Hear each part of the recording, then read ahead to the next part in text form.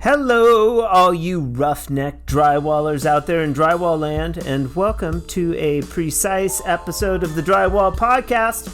I'm your host, once again, Nick Harmon. With us today, we have Wes McPeek out of Sardis, Ohio, for his first appearance on the show. Wes and I have a special history because it involves a certain person named Cameron Brown. And we talk a lot about Cam and his impact on the drywall community, but also his impact on Wes and how he's navigated that loss of his best friend. We discuss Sardis and working for the township and how his interest in a variety of jobs was quite literally shocking. Not really. Not really. A lot of digging. No. We had a machine to put it in, but I was the guy that had to do all the hand digging when you got close to houses and stuff. And I was always getting shocked when I was tying it in. So you didn't like that? One time a wire came up and hit me on the nose, man. And there's not very much voltage going through a phone line, but enough that it'd give you a headache if it touches your nose. That doesn't sound fun. Oh, man. No. I have to admit, I get a little bit emotional on this episode as we learn about Wes and Cam's history and how Wes looked up to Cam for mentorship, not only in drywall, but in life. We talk a little about fresco harmony, but for the most part, we learn about Wes and how this Renaissance man chose the drywall industry. February. The month of love is upon us. And how could I go this whole month without showing a little love to our newest sponsor of the Drywall Podcast? Let's give a huge Drywall Podcast welcome to Can-Am Tools. This is Can-Am's third time sponsoring the Drywall Podcast, and we are excited to have them back. All right, here goes. Dealers, you know how it goes. You want products that actually move, not tools that sit on the shelf so long they start paying rent. That's why Can-Am Tools builds their semi-automatic tools the way they do. Simple to understand, tough as nails, and easy for finishers to pick up and run with. When tools make sense, they're easy to sell, and Can-Am's been delivering reliable, no-drama tools for decades. And it wouldn't be much of a love affair without an ice bath giveaway topping it off. Can-Am's doing it a little differently, though. They've decided to unveil some new secret innovative tools on the Drywall Podcast that have never been seen before. First place will receive a 32-inch applicator tube with extendable handle. This is their newest compound applicator tube. Setup. Second place, brand new inside corner roller with spring skirts, plus new innovation there as well. Third place gets a signature Can-Am finisher kit, pro level roller glide kit. Features roller glides, finishers, finisher handle, finished in black case. This is absolutely an amazing giveaway. All you have to do is email your name, number, and physical address to info@FrescoHarmony, and you're in. Also, be sure to follow the Drywall Podcast and Can-Am Tools on Instagram if you're not already doing that. Lastly, be sure to check out my interview with the great Wolfgang Dombrowski of Can-Am Tools, episode 44, way back in the day. It's seriously good and has always held a special place in my heart. But for now, let me introduce you to a person that happens to be a good friend of mine, Wes McPeek, out of Sardis, Ohio, on the 161st episode of the Drywall Podcast. Let's get into it. We got it now? Mm-hmm. What's up, buddy? I got you playing through my truck, so it isn't bothering with your audio, is it? Not. Sounds good. Mm-hmm. Awesome. Awesome. Wesley McPeek. I'm him, the man with the plan. Does anyone call you Wesley? Or is it just Wes? No, it's a mixture of Wes and Wesley. Okay. All right. We're gonna dig in. How you doing today, buddy? Oh, pretty good. Sitting on a job site. I came down to my truck because it was really noisy inside. So Uh, yeah. just stay inside and do the Zoom meeting. But yeah, Yeah. I wouldn't have been able to hear. Okay. All right. Well, I'm glad to have you on the show today, buddy. This is a long time in the making. Do you listen to the podcast sometimes? I do. I You do. do. All right. Yep. I've listened to quite a few of them. Not all of them, but quite a Yeah. few. Well, thanks, man. I appreciate it. I don't know. I don't know who listens.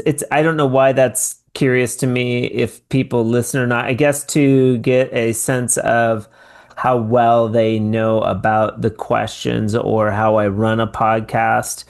We're going to tell your story today. You and I have history.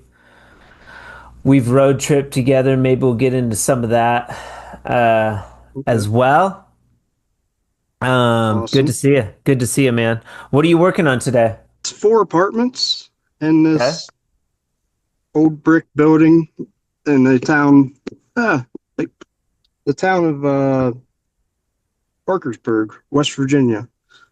It's about an hour from the house, but Okay. they're working for a contractor, and we're just subbed out, and we are skimming today. Skimming. Level Skimming four, level four, level five. level 4. Yeah, just having fun.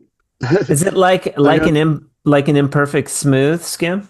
Yeah, a little bit. I mean, I don't know. I think it looks pretty perfect when I'm done. Yeah. Yeah. Uh, But I mean, it just takes a do you light sand.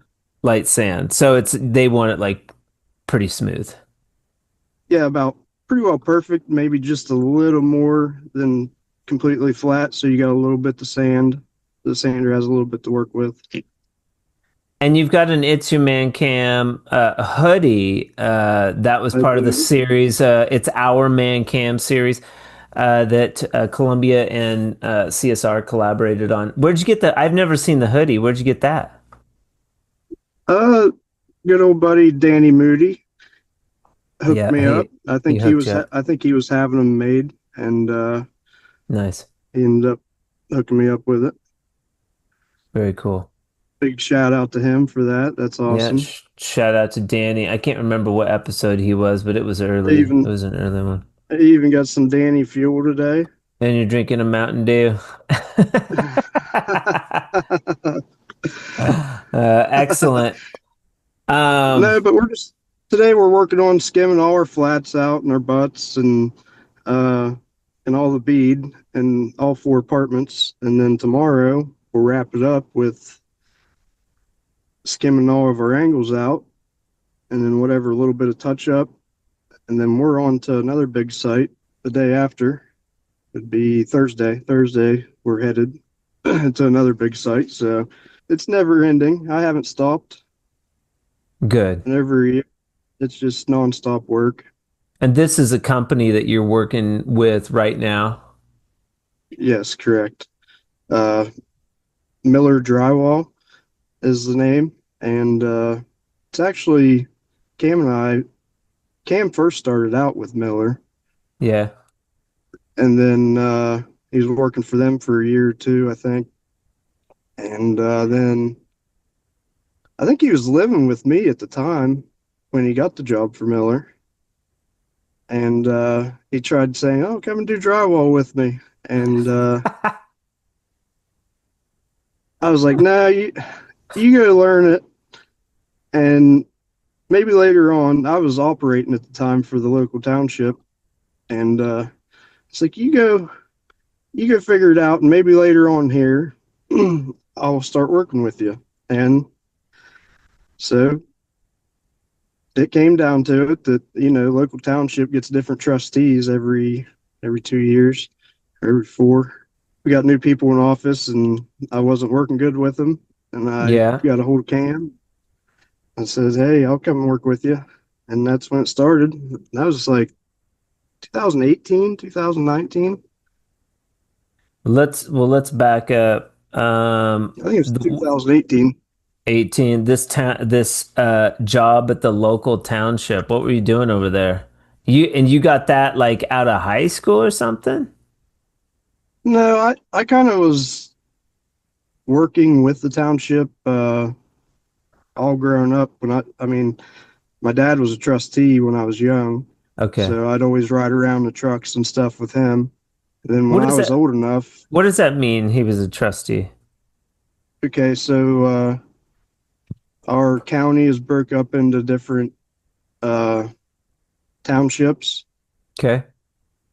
and I don't know how many there is. There's all kinds, and each township takes care of that section of roads. So, Okay. like, basically, Sardis is our town, so Yeah. we take care of Sardis and everything surrounding Sardis. And then, so a trustee, they have four trustees. One's a clerk, and then three trustees. And basically, they're just overlooking the township. They're the bosses. They do the hiring and make sure the equipment's good to go. And Okay. Roads, like roads and things like that? yeah, like roads and cemeteries. We got Okay. four cemeteries we take care of. Okay. And then like we do the digging for bear. That's where I first started working for township. My dad had a backhoe when we were young, and they just hired us to come into the graveyards and dig the graves. We'd open them, and then once everything was Shut the done, hell up. we'd close them. You're a grave digger. Yeah, and we'll get into more of that here in a minute, and you'll be like, "Oh, you're weird, Wes," but Wes, well, I already know you're weird. I already know you're weird, man. It's all good. You're doing drywall. You're a weirdo. So your dad was one of the few trustees in the area. Is he still around? yes, he is. He's actually back in office. He was out for a while, Okay. but he's actually back in office now. And my mom's the clerk, Okay. and there's two other trustees, but I don't. I'll help them if Sure. they need help, but they've been doing pretty good. But Yeah. Yeah. basically, when I worked for township, I ran an excavator, ran dump trucks, big tractors, grading roads and stuff because we've got a lot of gravel roads, and so typically we got to go out and keep them maintained and grade all the gravel back onto the road. Oh, always getting soft. So we always got to be putting more gravel and digging our ditches. And it's all Yeah. hillside. Everything's a hill. Yeah. I was gonna say, So, like, you get the do you get the washboard over there? You got to grade all that out? yep. Yeah, I did all that good, happy stuff. I ended up, once I got out, they had an excavator. I ended up purchasing their excavator, and I was going to start doing like dirt work and stuff for people. But I ended up getting into drywall. I've Yeah. had a lot of plans in my life to do different jobs. We'll Yeah. get into it, but Yeah. yeah, I mean, township was fun. I liked it, Yeah. but Yeah, it sounds like it. And this was through your dad. Let's back up even further into your school days. I don't know too much about Sardis is a small town, correct? How many people are we talking here? I'm not sure how many people were there. Sardis, Ohio. Sardis, Ohio is an unincorporated community and census designed designated place, CDP, in Monroe County with a population of 522, according to the 2020 census. That's 522. Yeah, big old town of Sardis. Is that more than you were thinking? Less. I gotta come visit. Well, that's as of 2022, so that's a little while ago. You may have had a couple of stragglers move Well, in. yeah, I'd say there was less back uh in the 2000s. I'd say there's a lot of less people, but I remember as a kid I could name the vehicle coming down the road. That's how Yeah. many people live around there. But once I got older, like a lot of oil well production moved into our area, and a lot of Okay. like oil well pads were being put in. So it got really busy when Yep. that started to happen. What And did the now I don't towns hardly know anybody. what did the township think of the oil coming in? Did they like it because it's generating revenue? Or was it like To a point, stay out of our town, outsiders? like they had to follow our rules to be able to drive on our roads. So like if they tore something up, which they were going to because they're just moving heavy equipment in, they had to redo it. They had to pay for it.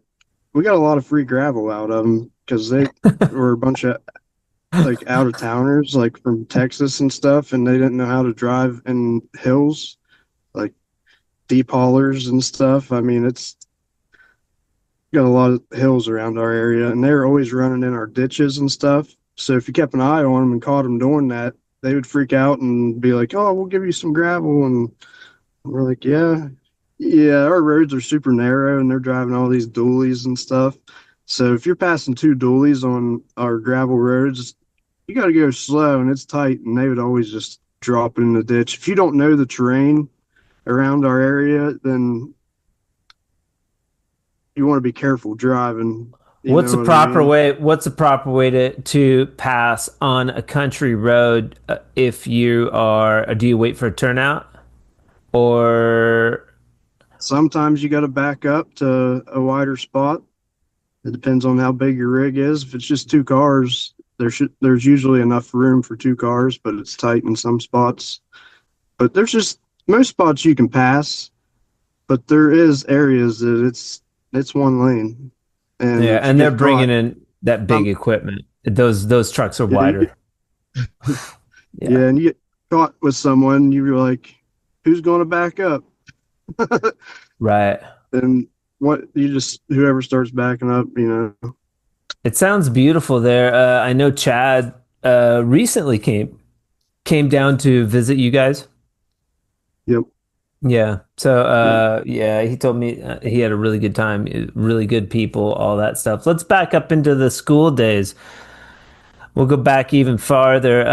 So are you a high school graduate, college graduate? Did you go to any High college? school, High school? high school and vocational school.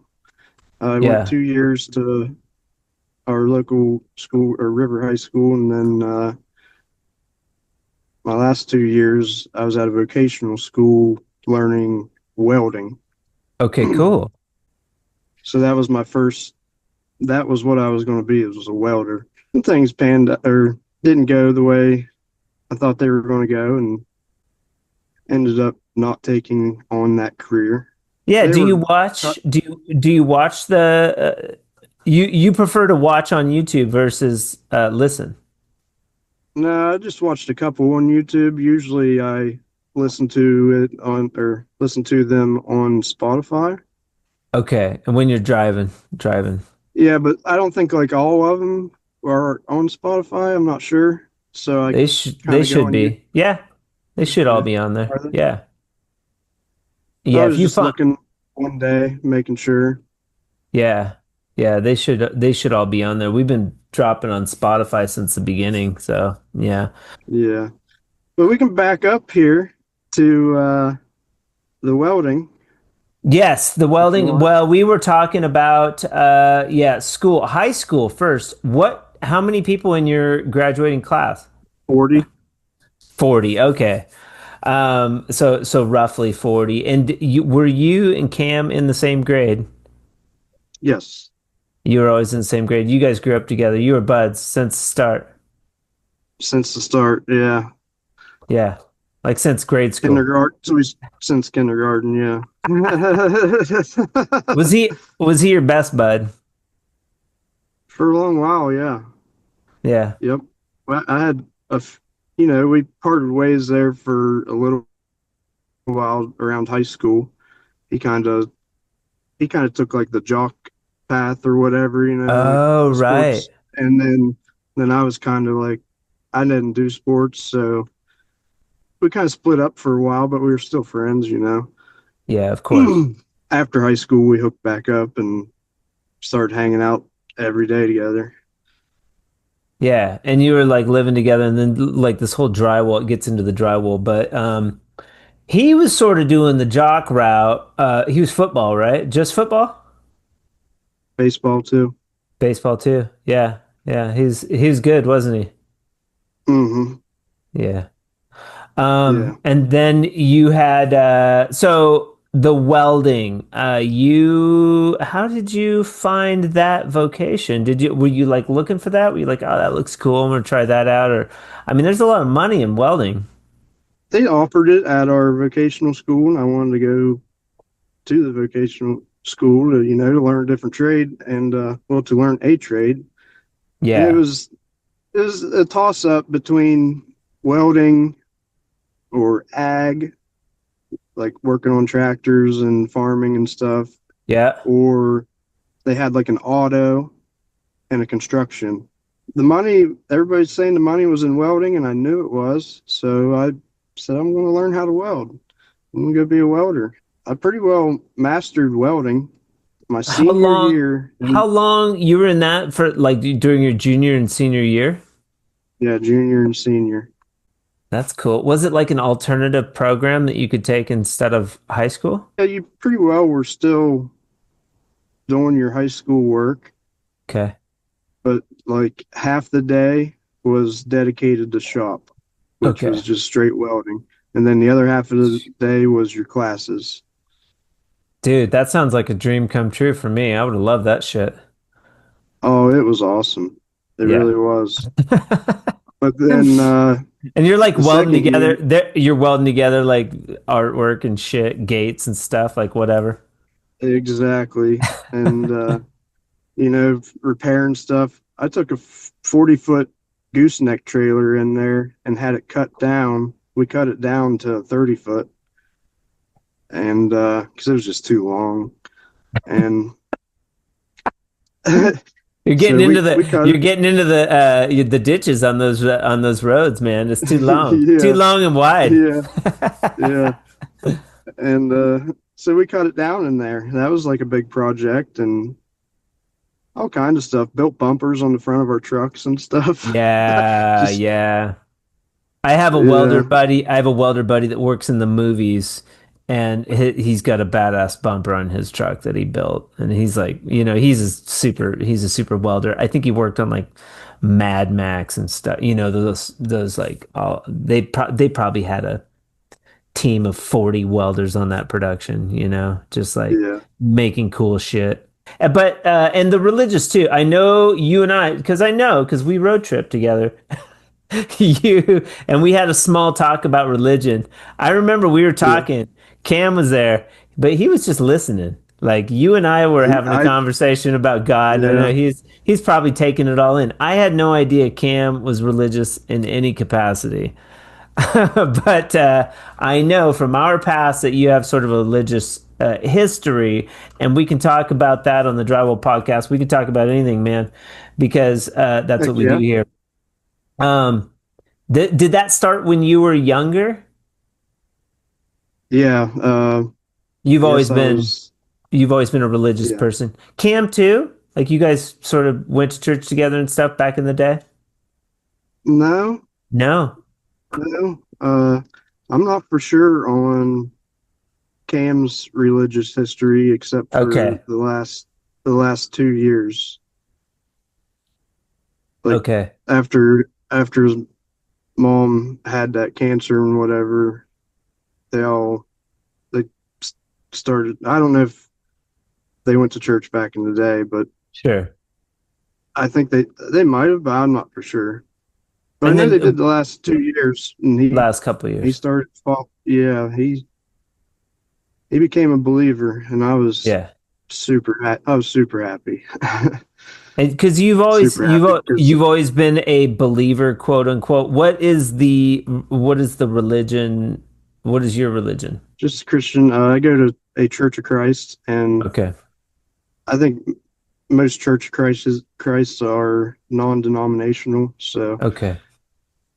So it's chill. It's a chill church. You can come in. You can like, yeah, do church stuff. we just they just teach right from the Bible. That's Okay. it. Cool. And we sing songs, and it's just a cappella, Yeah. and just No keep it pianist. simple. And You got to get a DRR, Daniel from Florida. You got to have him come up and play the piano sometime. well, yeah, the Church of Christ don't allow musical instruments in Oh, in the service. okay. What's the reason for that? Do you know? Distraction from focusing on what you're supposed to be just focusing on instead of trying to hear if the pianist is playing good or not. Okay, the message. Yeah, just so people stay focused on the message and not on any distractions. Okay. Do you have siblings? Yeah, brother and sister. My brother's 5 years older than me, and my sister's 10 years older than me. And then you grew up going to church. Your parents were big church people? Yeah. Yep. Okay. My grandparents on Yeah. both sides. All right. And you like it. You took to it. I was the type of person, because I had to go to church when I was little too. I hated it. I didn't want to go. Well, It was I ventured. boring. When you're younger, it's like Sunday school, like all that stuff. Well, when I was high school, when I was in high school, I ventured out and I didn't go to church as much, and kind of faded away for a long time. Yeah. And which, Yeah. You be but you now, hey, like, you had to be a heathen a little bit. You had to go out and do heathen stuff. yeah, so I didn't, yeah, heathen stuff. Probably did a lot of stuff I shouldn't have did. But yeah, I just pretty well woke up one day and was like, well, I know what the right path is, and this world isn't getting any better. And have learned so much over the years that, I mean, to be with the Lord, I guess you got to follow the Lord. The Lord is going to want to have to hang out with you, So if you're like not acknowledging him or not trying to be his friend, or you know what I mean, why would he want to bring you to heaven? You know Sure. what I mean? Like be a good like That's kind being a good person. Being a good person. Yeah, good person, and there's depth to it, but the majority is being a good person and always doing good. God is good. Everything is good from the Yeah. Lord. My thoughts: if I want to be with him one day, I'm going to want him to be with me. You know what I mean? He's going. He's going to I want to be do. friends. He wants us to Yeah. be his friend now. Follow his ways instead of the world's ways, because I guess the devil owns this world, but we got free will to do what we want. He wants you to follow his ways. You know what I mean? Be good and Yeah. not bad to people, and he wants you to read and open your Bible and learn, and because you can read the Bible 3 times and learn something new every time. It's like an easier, softer way too to, try to be good, try to be honest, try to help people. Yeah, he made it easy. He made it simple, so simple, but we just make it so hard with everyday life and everybody trying to move so fast, and then it just seems like everybody's trying to stab everybody in the back anymore, and it's looking rough out there in the world nowadays. Yeah. There's some old Bible stories, that the world looked like this before the flood came. You know what I mean? A lot of the same stuff has happened back in the day or happening nowadays as well. That's why the Lord destroyed the earth the first time with the flood. And We don't know. Nobody knows when he's coming back, but when he does, who's prepared? I mean, he's the judge. He's the one that's going to judge us. So Sure. Um, so that was sort of a staple in your life growing up, and then that seed was planted, and you brought that into your adulthood, so to speak. Why didn't the welding pan out? Like you did the welding, you liked the welding, you got your. Did you get a certification? I did, yeah, Okay, for all right. completing the welding school. So you go out, They what sent you me go out and get a welding job, you make a bunch of money. What happened? right. They sent me out to a pipe fitters union uh, to go learn how to be a pipe fitter. So I'd go to school in the morning till like 10 o'clock, and then I'd leave and drive an hour to work with like four other guys. And we were in some kind of apprenticeship there, and they were Okay. teaching us how to be a pipe fitter. All was going good. I was passing every test they gave me. It's like four different kinds of welding as well, like stick welding, MIG welding, TIG welding. Almost had everything passed all my certs and everything for them. Yeah. And needless to say, I was a heathen. I liked to Okay. partake of herb a little bit Yeah. in Yeah. high school, and I got something in my eye, and I was being dumb. I shouldn't have been doing what I was doing the weekend before, and I had to go to the hospital and get something out of my eye, and I ended up getting drug tested, and I got Uh, I got caught with marijuana in my system, was it and off? Was it off the job that you got something in your eye? th- no, I was on the job. You were on the job. Okay. I was No trying to get safety out the glasses. door. You weren't wearing your safety glasses? What happened?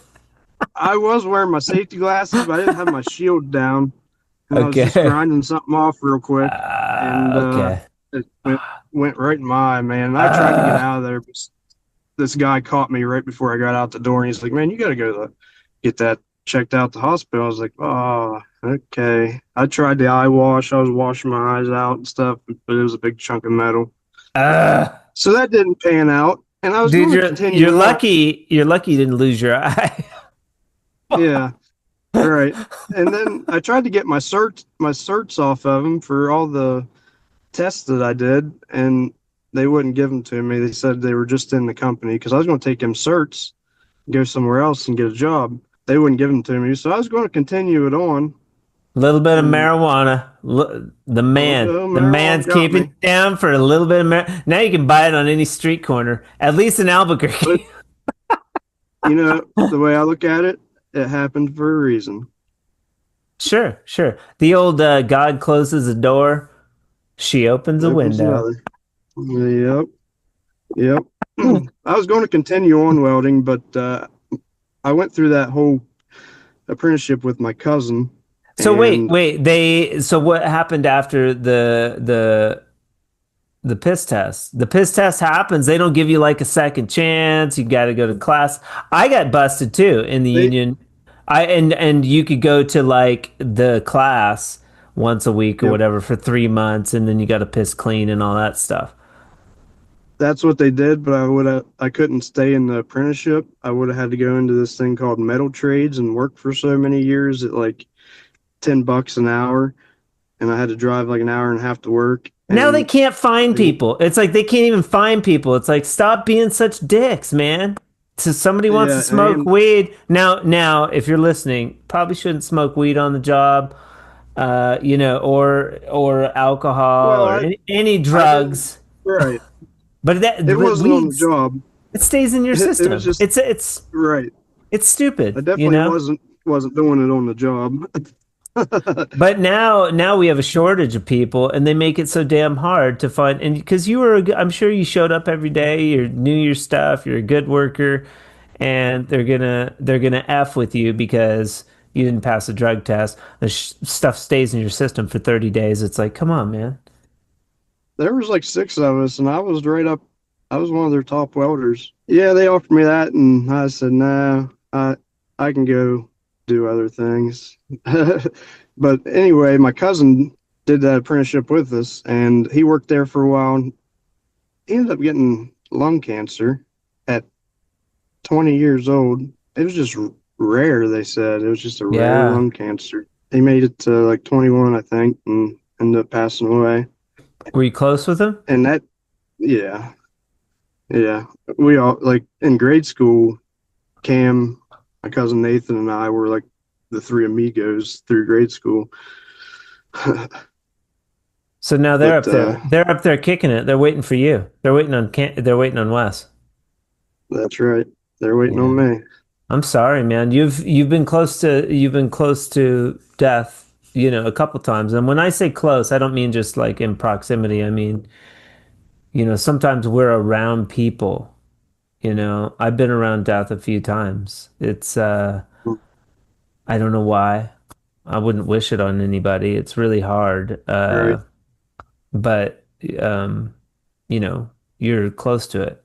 We had a dude when my buddy Josh and I were growing up that killed himself. He was, I didn't ask for it, and several other instances as well. Yeah, my stepbrother, shout out to Avery, took his life 2024, right after Christmas, almost to the new year, right after Cam. About 4 months Hmm. later. Yeah. Down It's in awful. Bisbee.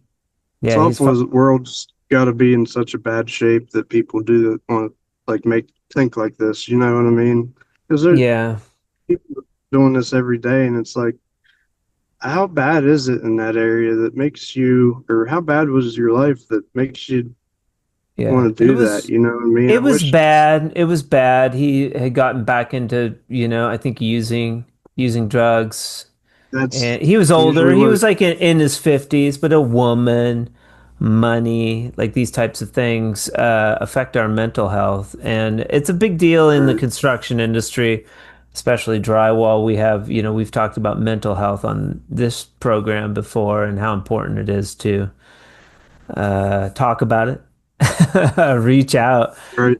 reach out to somebody if you're having issues or whatever. I'm always available if anybody wants to talk to me in the trade That's anytime. You can call me, same here, brother. Yeah. Same here. Anybody out there needs Yeah. anything, I'll answer. So I'm sorry, your cousin was working with that same pipe fitter outfit. Yeah, and then that ended up happening. Uh, well, he was after I left from the pipe fitters, he carried it on till the end of school and then a year out of school. And then that all happened. That just pretty well changed my mind from ever wanting to be a welder. Do you think the welding had something to do with his lung cancer? It could have, but we were dealing with so many fumes, and Okay. you you would get done welding at the end of the day, and you'd have black stuff in your nose, and So your inclination was like, this is good for you, man. yeah, that's where I You was at. needed one of those helmets that they have nowadays. Yeah, yeah, yeah. One They that need it. darkens, auto darkens. They need to make those with an auto darkening. Like, you want to do it You're right. for That would grinding. For grinding, you have a certain darkness, and then for welding, you have a certain darkness. Like, that'd be a good idea. that would be that would be a good idea for Uh, sure. It would I'll be a call him. seller because it's hot. I'll call him. I'll call him and talk to him about it. So then what happened after that? That's when you went to work with dad and mom. Grave digging. That's when you became a grave Yeah, digger. on and off. Was grave digging, and I actually buried phone line for quite a few years. Uh, Was that a part of the trustee job as no, scope? That was different. no, yeah, that was just one of my. I had a buddy or neighbor that buried phone line, and he offered me a job, and we went all over Ohio putting phone line in the ground, Nice. and You like probably you three like years or something like that. you like that job? Not really. Not really. A lot of digging. No, yeah, I mean, we had a machine to put it in, but I was the guy that had to do all the hand digging when you got close to houses and stuff. Uh, And I was always getting shocked when I was tying it in. so you didn't like One that. time And at then, yeah, one time a wire came up and hit me on the nose, man. And there's not very much voltage going through a phone line, but enough that it'd give you a headache if it touches your nose. that doesn't sound Oh fun. man, no. So then that's when you did the clerk thing. So you bounced around a little bit after high school. Oh yeah, definitely bounced around a lot. And how old are Uh, you? How old are you, Wes? 31, When's your birthday? December 7th, Happy birthday. 1994. December 7th, 94. I was a senior in high school. Yeah, yeah. Yeah. Yeah. Pearl Harbor Day. Got you by 18 years, buddy. So you and Cam become roommates at some point in this crazy timeline. You're bouncing around from job to job, doing the stuff that we do, probably partying a little bit. Maybe you hadn't found like your way back to the church. Maybe you had. But had you had found, not yet. You and Cam move in together, and that just seems like a match made in heaven. You guys are having a ball, and you're doing your thing, and Cam's like, "I'm gonna go learn to be a drywaller," and you're like, "I'm gonna Okay. wait. I'm gonna wait and see let's wait and see how you like it before I." And he's trying to get you to come be a drywaller. We were living together in a cabin on my mom and dad's property, and he worked at an auto garage changing parts. Ah, And while he was there, he was trying to get on working on the river, on the high river, on like these big boats with barges pushing coal and stuff up and down the river. He was trying to get on doing that, and something wasn't panning out. I mean, that was a big paying job, but you're gone for a month and then you're home for a month and then you're like, it was a crazy job. But I was burying phone lines at the time, and my other neighbor was a drywall finisher, and he was trying to get me to finish drywall. I was like, I don't really want to finish drywall, and I ended up mentioning it to Cam, and I said, hey, this guy's looking for someone to help him build or do drywall.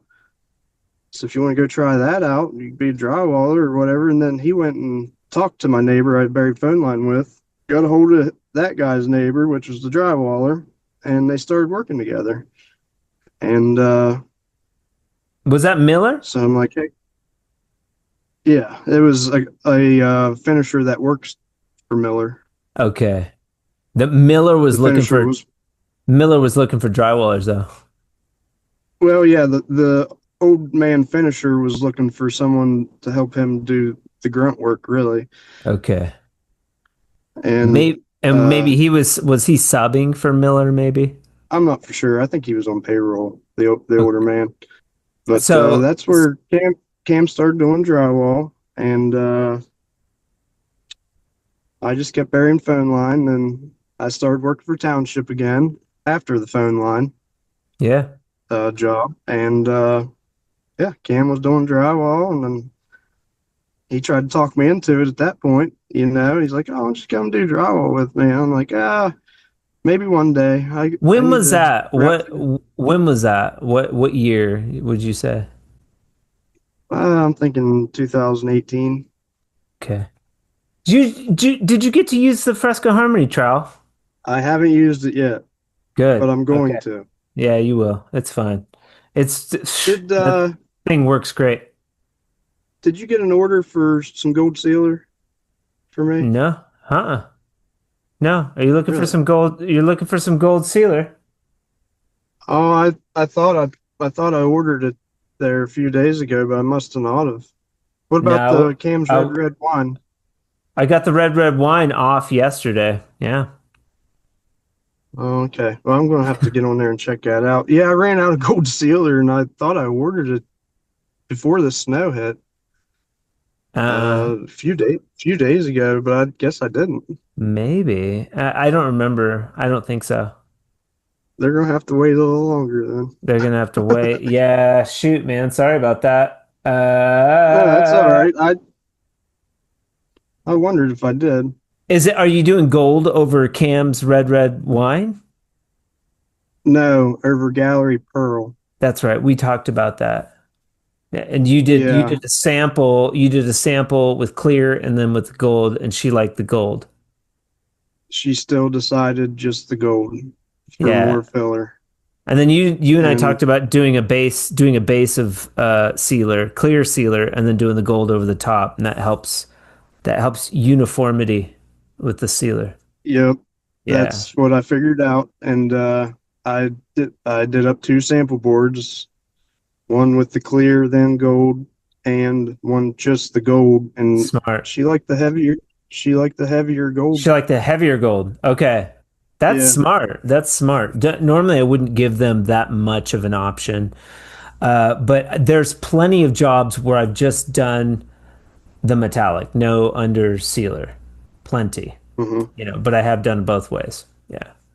Yeah. And it And saves you man, time. is it like Saves you time. I'm sure it looks amazing. yeah. I had to scrape their jaws off the floor once I started putting that sealer on. Good. Good. That's the best, right? That's the best feeling. Yeah, it's it's You awesome.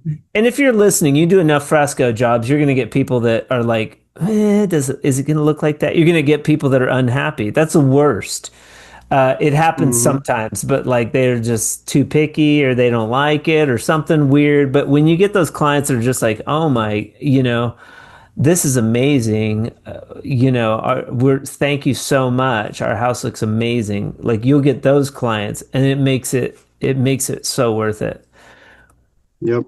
It's like it's better than money, you know, to get clients that really love the finish.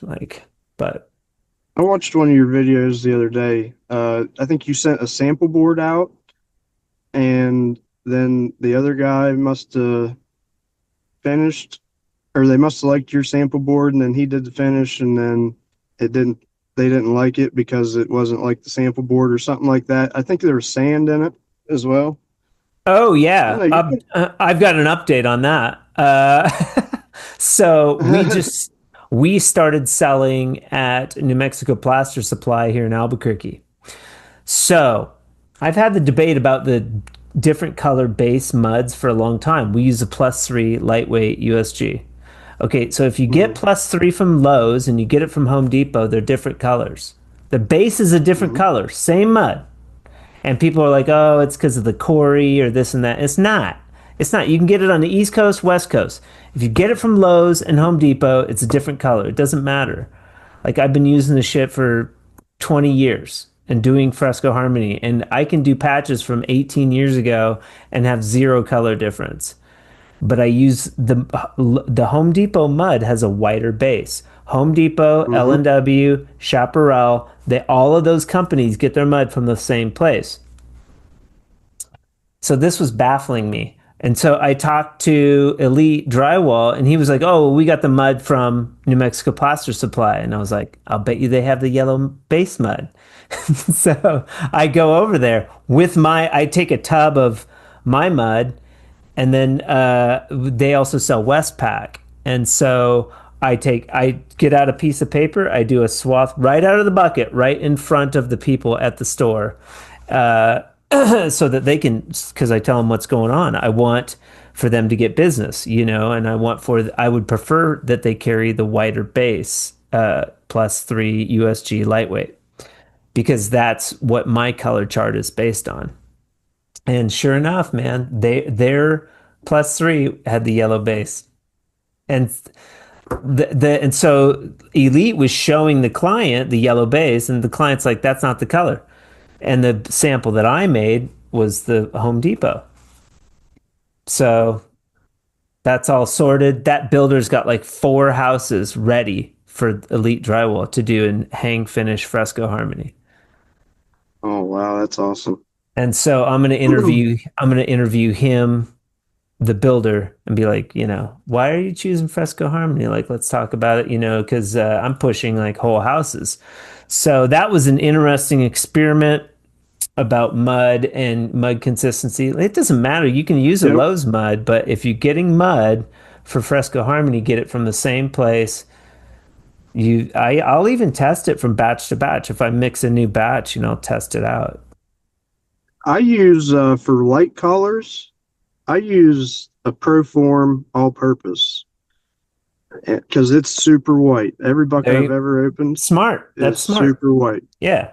Now, if it's a darker color, R+3 around here, lightweight, is kind of gray. So, but if it's a darker color, I'll send it in the +3. Okay.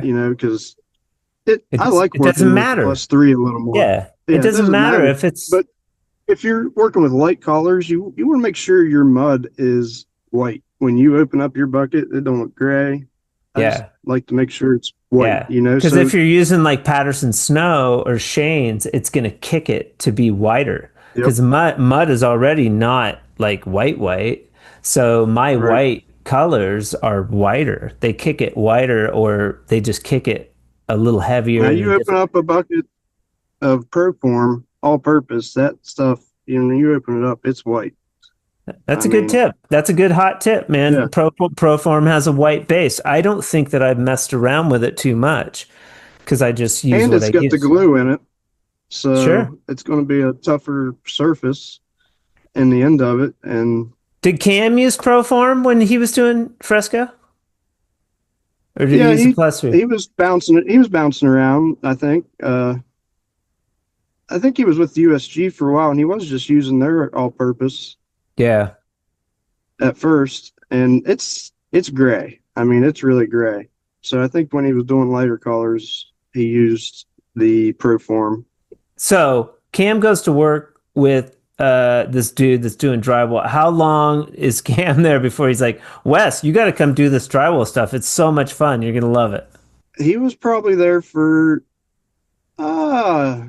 maybe a year and a half or two, maybe. I can't remember. Or a year and a half before he went out on his own, I'm thinking.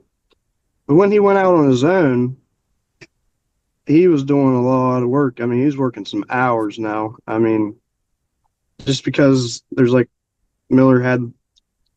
we feel like Miller had a standard on how fast a house should be knocked out, should be done. And to meet that standard, you have to hustle, every day until you get slick and good. And once you figure it all out and get pretty good, it's not that hard to meet them standards. But sure, I think I remember talking. I remember talking to Cam about that. Like he was like, "There's no way you can finish a house that fast," and then.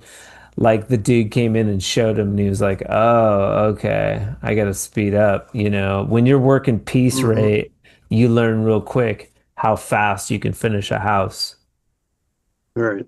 And what needs done to be able to do what you need the next day. And it takes a while to figure that out. I mean, it definitely does. We say it takes 3 years to probably master it. Is kind of what they give us, Yeah. You think, and so that was 2018. You guys are kicking around. When did Precision start? And then you went to Precision Drywall, right? You went to help Cam with Precision when he started that. Yeah, he started Precision while he was still with Miller. Like when he went subcontracted through Miller and started going out and doing his own work, that's when Precision started, and that was 2019. Okay. And so we probably worked for Miller for 2 years after that. Yeah. Still under Precision. He was doing side work, but still doing Miller's. We had a crew of 4 at one time. Cam was paying all of us. Okay. That's probably hard. We were just going, we were knocking them out. I mean, finishing big places in a week, and so it was paying out. He always seemed like such a fast study. Was he like he just figured shit out quick, didn't he? Yeah, he wasn't afraid to do it. He wasn't afraid He's gets just his hands fast. dirty. That's for sure. His social media stuff blew me away. Like how good he was. Hmm. Like he just did uh James show him that stuff? Was he just like, good with that stuff? Just seemed like he picked stuff up quick. With the social media, Video, audio, like all that. I I think he picked it up. I'm not sure. I Yeah. think he just started doing it and got better with it, and he kept learning. Yeah, And he's a pretty sharp cookie. So then you started working with Cam, and then Cam started to branch out into the world. Met this guy down in Albuquerque and all of that. And you guys, when did you and I first meet? I'm trying to think. Was it Surrey? It yeah, was Surrey, wasn't it? on the Surrey trip. Yeah, I remember Cam jumped in the truck. He was tired of hanging out with those other you guys, because you guys were kind of stuck together for a little while before I got there, and I was driving up. Yeah. Then I remember Cam got in with you for a while. And then I was like, I rode in the other truck for a day or something. And I was like, you know what? I'm jumping in with them guys. uh, Oh boy, yeah, that was a pretty fun time actually. It was pretty. I mean, I think that was the first time I'd worked with anybody. I I remember when Cam uh, came to meet you the first time, and I was like, yeah, that's awesome stuff. And he came back and was showing me fresco and whatnot. And I thought he was just insane. I was like, you got to mud the whole freaking wall, work your trowel clear, and put mud on every wall. I said, that just seems like it takes forever or whatever. I wasn't a believer at first Yeah, until I did it.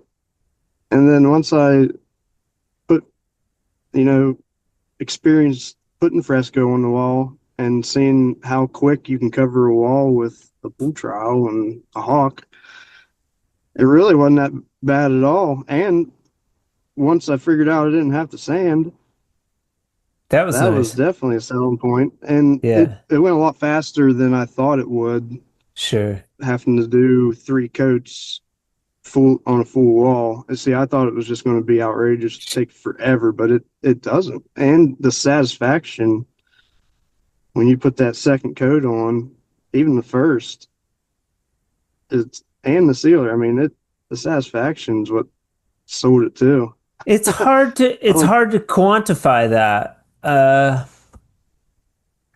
Like I wanted to keep it a secret. I didn't want to tell anybody, and I mean, it was always like that feeling that you get. It's the same as creating an art piece. That I didn't know that that would happen. It didn't occur to me that you would get this like sense of accomplishment. I mean, you get it with drywall, but it's different with Fresco Harmony because you have to put it out there. it's It's like, yeah, it's calculated. They're picking a sample.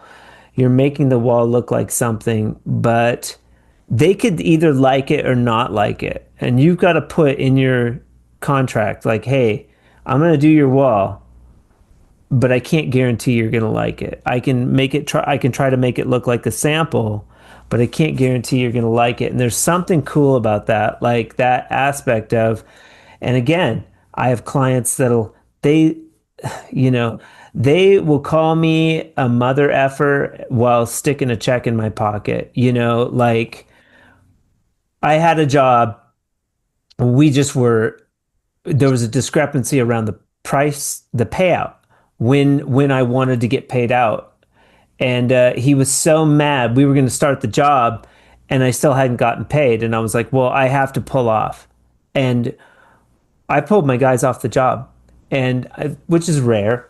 I've been doing this for 20 years though, and I needed money and to start the job, and we were there with all I had already bought materials and everything, and he's got a discrepancy about the contract. Well, it's like you should have talked to me 4 days ago when I sent you the contract and told you we were going to start on Monday or whatever.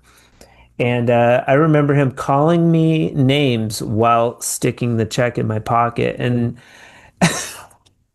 it really soured the job, let me tell you. But it was a big job. It was like a but 14, $16,000 job or something crazy. And, and then I've had other experiences where people will keep coming back and, oh, we'll do another phase, and they just love it. They love everything, and the job goes great and there's no issues. And the feeling is, it's unexplainable. I mean, if you know what art or how it feels when you do something artistic and you're like, dang, that looks good. Or you build something, you're like, dang, that looks good. I mean, it's just that feeling. Yeah. But you get it every time with Fresco. I mean, Well, it was cool. no, It was cool that Cam came down and like obviously we got to work together. We got to be friends. And then it sort of unfolded from there. he came back and pretty well taught me everything you taught him. He's like, no, Nick says we do it like this, and you got to do a little bit here and a little sporadic here, and you can't leave any heavy edges, but don't leave any straight lines, and like on the sealer or something. Yeah. And I'm like, okay, and he's like, you got to be sporadic, and then I, kind of watched how he did it, and I've still watched his videos till today, and because I'm trying to like get his movements, and I think I watched one yesterday with the swirl. He kind of works, I don't know how to explain it, from left to right, but diagonally up the wall. Yeah. You know what I mean? Like, Yeah. Well, I would right say to that left. Yeah. we all have our own, just like art, we have our own approach. I tell people to keep it simple, like try to keep it simple. I've learned over the years, like to try and just tone it down to where I'm like keeping a repeatable pattern that I can do quickly and fast, and I know what I'm going to get. People are going to have their different approaches, so I'd encourage you to develop your own style. Definitely take what you learned from Cam, and this is probably the same thing I told Cam. There's no wrong way to do it. You take, the way Wes does it, it might be a little bit differently than the way somebody else does it. And you take your style and learn to do it, your way. And you put that flair on it.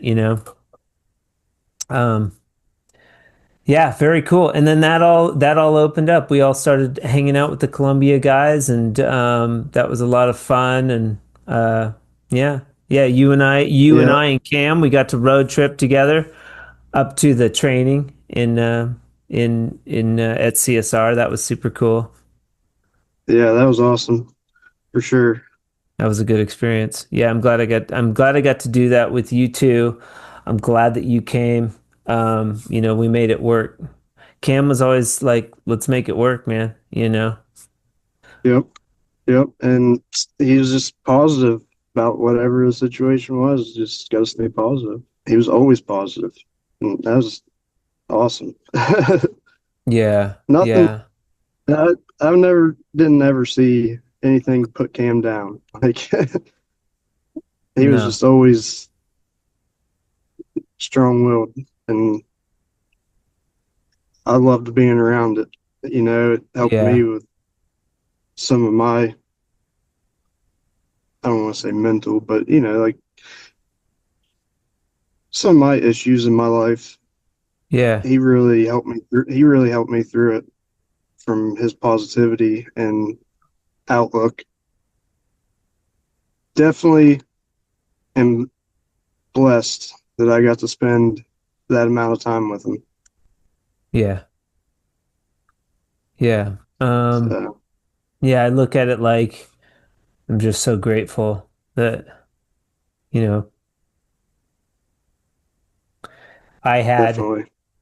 I had a dream.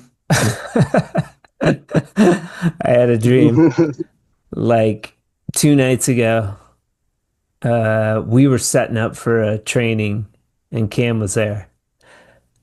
And we had like I still dream about the guy. We had my sister and my brother-in-law, they canoe.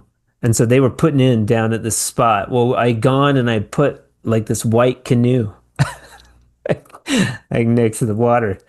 And I was gonna go back and get Cam and we we were setting up for this training, and Cam was there.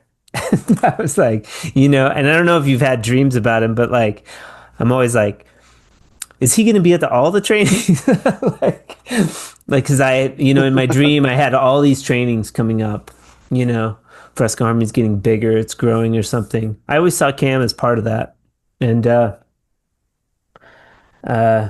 we took a selfie, you know, just like we did in Effingham, and I took a selfie, and Cam had his hands out in front of everybody, and we went and got in this car. It was like packed full of shit, and there was barely room. There was barely room to get in this car, and I was trying to get out of there. I was trying to like get the last swath of mud on the wall and stuff and get out of there. And I woke up, and you know, it's the same. It's a blessing when like I can remember the dream. I miss the guy. I miss the guy so Yep. much. Same Yeah, it's here, hard. man. I, I feel like I see him all the time at work, or just so I was so used to him just being in another room and walking in. You know what I mean? It was just I feel like he's with me sometimes. And most of the times, I'll be doing something or running the bazooka because Cam always ran the automatic taper, and I was always the guy from behind or came from Yeah, behind and wiped all the tape down. yeah, And we did that for years. And I ran the bazooka a little bit on side jobs and stuff, enough that I knew how to run one. But I didn't. Once everything happened, I could run one, but I couldn't fully operate one. And it was a little learning experience, uh, taping out whole houses by yourself or whatever. I wasn't used to it. yeah. We So it was a little bit of a learning curve, but uh, I knew enough that I could figure it out. And after a year running the automatic taper now, Yeah, it's it takes a minute to learn it, that's for sure. But once you yeah, get it, it's not that bad. It's definitely quick, yeah. It's a hard, lot quicker hard, than me. hard to go do it any other way. Yeah, Why? What happened with? How come you weren't at Effingham when we went out there? Did you have something else going on? yeah. We had a job going on back home, and it needed to get wrapped up. So I stayed and was wrapping that job up, and I was supposed to go, Yeah, but we didn't get the workload done by the time. And I said, man, you go, and I'll stay and I'll wrap all this up. And so that's what I did. yeah, yeah. Are you sad that you didn't go, or are you okay with it?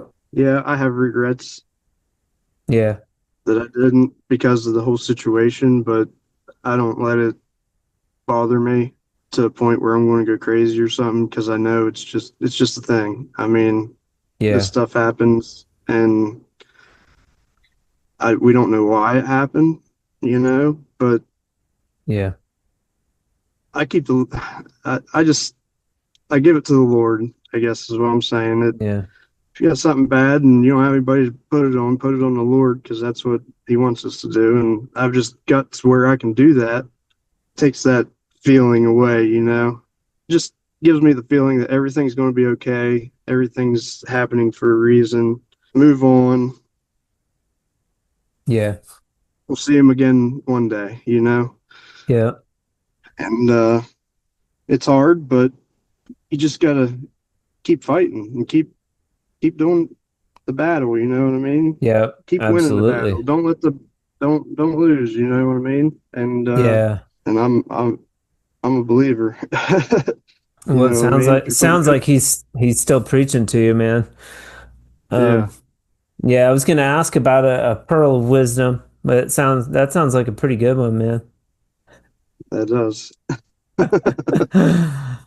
Is there anything that Yep, you had? yep. Is there anything that you had in mind for a pearl of wisdom? Not as um, not as not as good as that one. Yeah. Keep the positivity. Yeah, keep positivity and put good things into your mind. If you're putting trash in your mind, you're gonna have bad thoughts. You're not gonna have a good time. You know what I mean? If you're always putting good into your mind. Just like if you practice something every day, we always say practice makes better, and Yeah, so you practice putting good things into your head. It's gonna be better. it is. It is. What does the future hold? Do you think that you'll start your own company um, soon, or is that something Eventually, you want to do? Yeah. eventually. Right now, I'm just trying to get my life straightened or like back in order and get a good backbone and Yeah. if you know what I mean, like get my income built up a little bit, get myself a house. Uh, I've already got property in mind, and I think I already got the property, but then I got to worry about getting a house. So I want to get all that settled. I'm just going to keep working with Miller until I get all that settled, and then after that, I'd say I'll eventually go out on my own. And I just want to do fresco walls, honestly. Like I just want to go in remodels, and you Yeah. know, they want a flat wall. They, I'll do the drywall, but uh, I'm going to try to sell fresco walls because everybody Yeah. loves them around our area, and there's old plaster everywhere in our area, and paneling, and I can work with some paneling, but I'm not going to that real flimsy paneling. Yeah. Pull it. Yeah, might as well pull it and put some drywall on. But if it's real thick and doesn't have any movement, yeah, I'll Yeah. fresco right over it. But Yeah.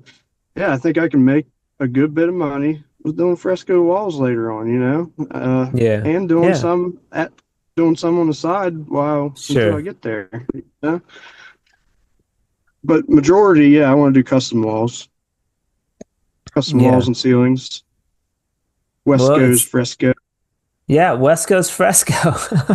It sounds like you're already doing that. I mean, Yeah, you've been, it starts out with like a little bit here, a little bit there, and it'd be cool to collaborate on a project with like, you know, I'm always trying to get like a big project that we can come to and do fresco and invite some people. I think that would be really fun. The jobs now that people are getting here, it's like the drywall companies are doing them. They don't make a lot of noise on social media. They're just getting it. They're like making the money. They're doing the yep, fresco. The builders are climbing on board. It's not all flashy and like maybe what you see on social media, but it's happening. Um, I try to get like large. It'd be fun to do a fresco adventure. You know, yep. Rob Mack was I asking about coming down and get that Rob. He's crazy. He's a lot of fun. I haven't met Rob yet, but I look forward to. Yeah, yeah. There's a bunch of fun ones out there. We've been meeting a bunch of new fun characters in the drywall industry lately here on the podcast and beyond. Um, Thank you so much for coming on today and being candid, Wes. It was great to catch up, man. Like, I yeah, hope man. I like talking about Cam and I like talking about him with you because you knew him better than anybody and you know Well, keeps it alive. yep, yep. I, anytime, man. Anytime. Any questions? Need anything? Give me a shout. I'm here. I appreciate that, Anybody buddy. out there? You tell those guys in there when you go back in that you're not slacking. You did a great podcast. I and before I walked down, I said, "Do not touch them ceilings or them skylights." I said, "When I get back, I'll knock them out." Do you? I'll catch up. Nice. All right, So buddy. yeah, Well, this was fantastic. You did an amazing job. Cam would be proud. And thank you so much for coming on the podcast and being candid and telling your story, man. Man, thank you for having me. It was Absolutely. awesome. We'll do it again. We'll do it again, buddy. I love you. We'll talk to you soon. Yep. Love you too, man. Later. Bye. Huge shout out to Wes for being with us on the Drywall Podcast today, being open about your relationship with Cam, and just being open in general. I really appreciate it, and I appreciate you. Also, I'd like to give a warm Drywall Podcast bear hug to our newest sponsor of the month of February, Can-Am Tools. It's because of sponsors like Can-Am that I get to bring you awesome episodes like the one you just heard with Wes. And a quick message to the folks actually slinging that mud every day. Can-Am knows tradespeople want tools that feel good in the hand and help the day go a little smoother. Can-Am's been building solid, reliable tools for over 50 years, a bit of a best-kept secret, if you want to know the truth, around the world and beyond. Still new to some finishers, even in the United States. Can you believe that? Everything they make is clean, simple, tough, and built to just work the way you expect it to. Grab a complete corner set or just a couple of tools and see for yourself why pros pick Can-Am and go. Yeah, that just makes sense. Find Can-Am tools at just about every place you can get your drywall stuff. And if you want to know more, visit www.canamtool.com. Also, we happen to have a special new guest on the Drywall Podcast for the first time to help us take us out into the weekend. Prospector? Hello, Prospector? Why don't you head over and check out the Drywall Podcast on Instagram for details about this monster giveaway that's happening. Oh, and while you're there, maybe go ahead and follow Can-Am Tools. Their content's pretty exciting too. Thanks, Prospector. That was phenomenal. You have a lot of decisions to make when you head to the radio to listen to something, and today you chose the Drywall Podcast and you hung out with Wes and I a little bit, learned about our friend Cam, and I appreciate you for that. Because of you guys keep listening, that I keep a giving, and the giving's good. Tune in next week for Drywall Marvin out of the Netherlands. Fantastic episode, fantastic guy. But until then, keep drywalling.